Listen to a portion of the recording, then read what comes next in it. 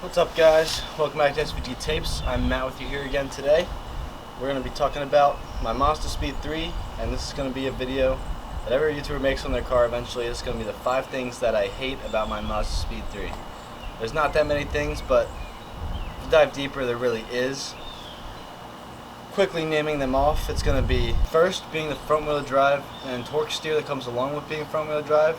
Absolutely outrageous. But second being that it has a 450 roughly horsepower cap on the stock motor and trans.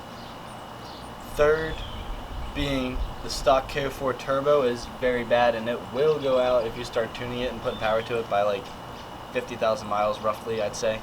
That's when most of them go out. And fourth, the body roll that the Speeds have stock is awful. I have yet to upgrade the sway bars. I hope to do that soon, but even just coilover suspension and wheels helps a lot with that. We'll talk about it later.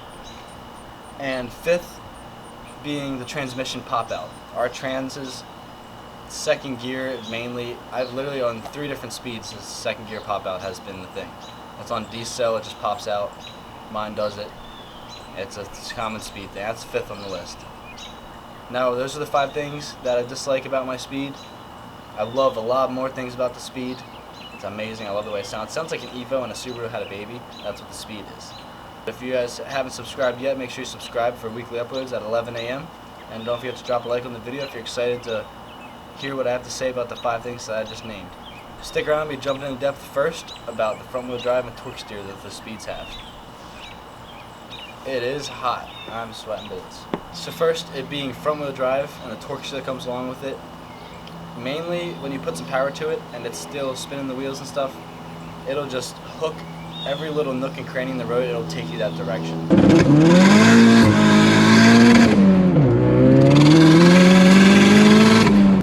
You just gotta hold on with 2 hands. That's why I tell everybody that drives it, even though not that many people have driven it, because it's scary and it scares people. Just hold on with 2 hands and you'll be okay. Don't let the boost get to you.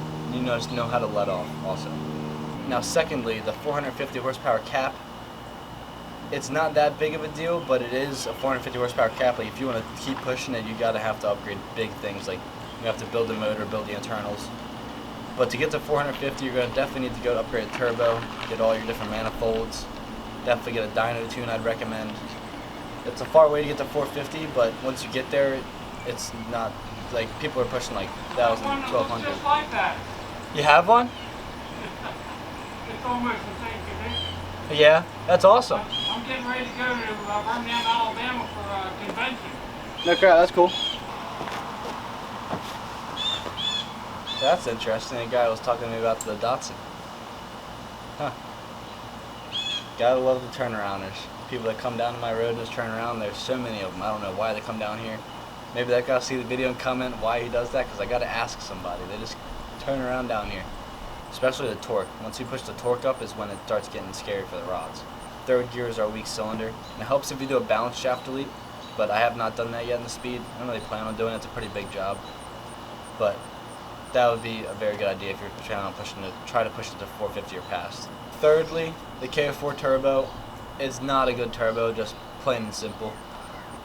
Anybody who asks would say that. Now, it can still push the power. When it made 20 pounds on my car, it still held boost and pushed power, but not past 5K. It's too small of a turbo to hold the boost into higher RPMs. So I highly recommend going with just either a Cork Sport turbo or I went with a B&R series turbo. I'd like to upgrade to an S4, but my S3 is going just fine. It still has more room to play. But yeah, an aftermarket turbo is definitely recommended on these cars. The stock one is going to go eventually. And it's just going to blow a bunch of white smoke out the back. If you've ever had it happen, comment down below, because I've had it happen. Maybe I can throw a video in here or something. Like I was like 6th gear wide open on the highway and I let off and it just sounded like I had a crackle tune. And it was just exploding out the back and white smoke everywhere. I thought I blew up. Yeah, the K4 turbo, absolute junk. Don't recommend. Let's move on. The body roll of the car is very bad stock. When you're taking turns, you'll definitely feel it. And you definitely need to upgrade your tires to get the wider track width. I have 9.5s on the car. Definitely recommend doing that. And whatever you can get away with, pretty much, how low you can go. A good tire helps too with the hard sidewall for cornering, so it doesn't have any give. And then upgrading your sway bars would help, and your coilover suspension, just to keep your center of gravity lower to the ground. I'd recommend all those things. They're all done to my car. It still has some body roll, but it's not that bad. They're just not the best chassis. But the front wheel drive helps with that, to pull it instead of slide out in corners. So that is why it is on the list. Moving on to fifth, that being the transmission pop out. I did nothing to the car to make it pop out. I didn't miss second gear a lot or anything. It just started happening. I'm guessing it's the synchro in there. If anybody knows, make sure you comment down below, because I've been wondering. Maybe I could fix it before I possibly sell the car.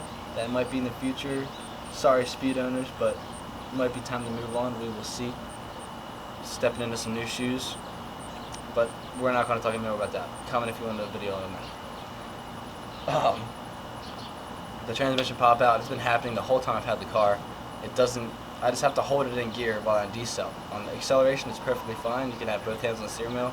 And shifting it's perfectly fine, it's so smooth. But just on decel it does not handle that. So I don't know what the issue is there. I'm guessing it's a synchro. The teeth limiter is wound down on the gear that's holding it in, but it's okay. I've been dealing with it. If you have one, I'm sure you're dealing with it, because nobody wants to pull a trans out of these, and it's kind of hard to find a trans these days. That concludes the 5 things that I hate about the Speed. See, there's not that many things, but altogether, it's a fun little car. Definitely recommend it as a beginner's car. They could also be pushed to 1,000 horsepower. They're definitely sick cars. I've loved modifying mine for the 3 years I've owned it. You never know, it's always time to move on to bigger and better things sometimes. Like the Datsun, that thing needs to get a 1J or 1.5J in it. You never know. And it's coming along. Thank you for the support, guys. Maybe comment what you guys hate worst about your Speed if you own one. If I missed something that I'm just blatantly forgetting. But I hope you guys enjoyed. Make sure you like the video if you did. And subscribe for weekly uploads every Wednesday at 11 a.m. And for more daily content, head over to our Instagram at 7 Valleys Garage. Try to post in there as much as we can. And we always respond to you guys, so don't hesitate to talk to us if you have any questions. We'll see you next time. Thank you for watching. Bye.